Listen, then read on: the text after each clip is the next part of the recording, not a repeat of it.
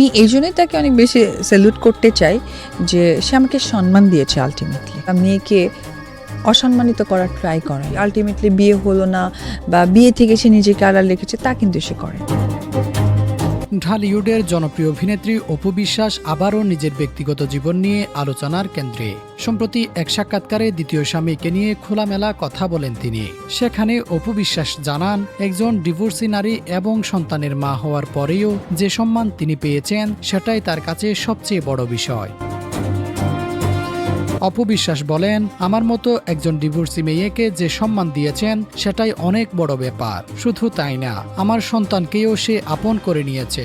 একজন মায়ের জন্য এর চেয়ে বড় স্বস্তি আর কিছুই হতে পারে না। তিনি আরও জানান, তার সবচেয়ে বড় ভয় ছিল সন্তানকে নিয়ে সম্মানের জায়গায় থাকতে পারবেন কিনা, কারণ সমাজে একজন একক মায়ের জীবন খুব সহজ নয়।